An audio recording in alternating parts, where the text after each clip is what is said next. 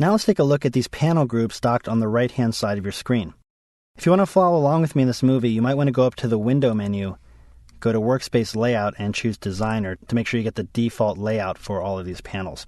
If you're on a Mac, choose Default as your workspace layout. So if you're on your Mac, you'd go to Windows, Workspace Layout, and you'd have an option here called Default, which is basically the same as Designer.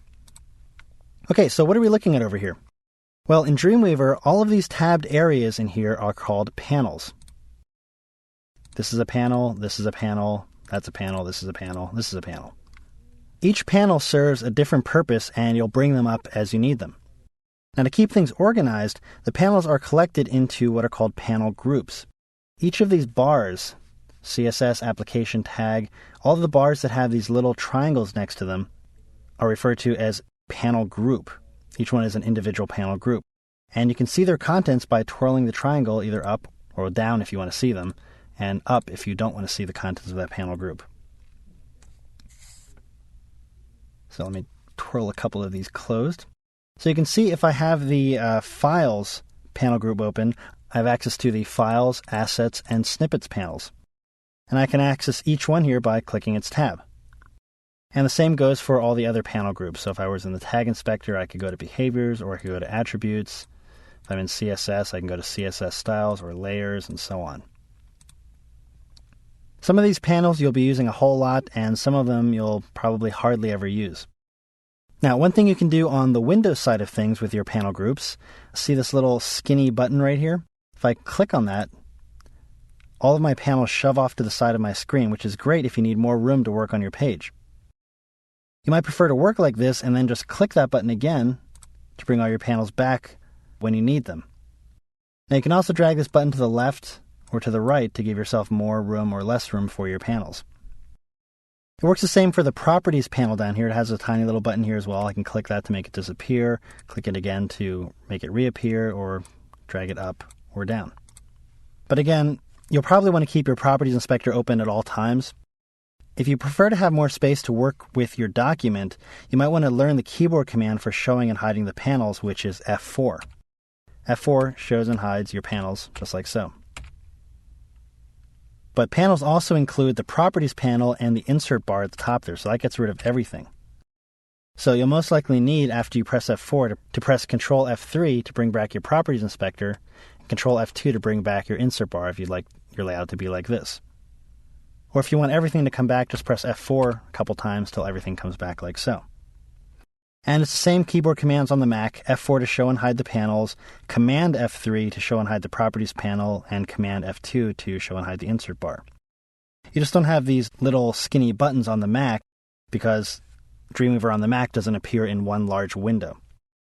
Okay, now each panel group has a little Options menu right there. If I open up a couple more of these, you see each one has this menu in the header for each of these panel groups.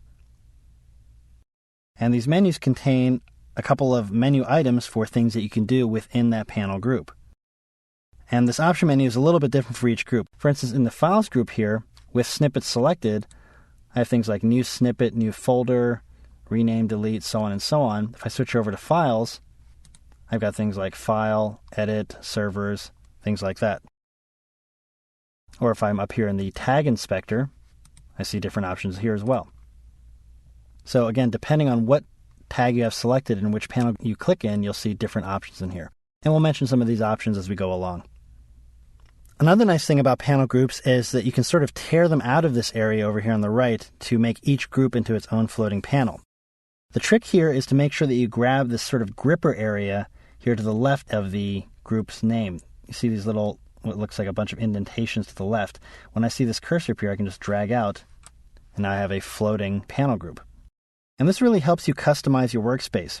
I can drag out the panel groups that I need, like, say, Files and CSS.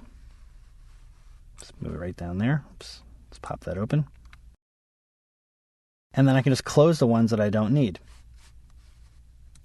Get rid of applications. If I want to drag this back and dock it in that group, I can do that as well. I can even group my free-floating panels together. If I grab the gripper again and just drag it here, you'll see this black bar appear when I release. There we go. Now they're all grouped together. And in Windows, you can actually dock your panel groups to the left and right side of your document, like so.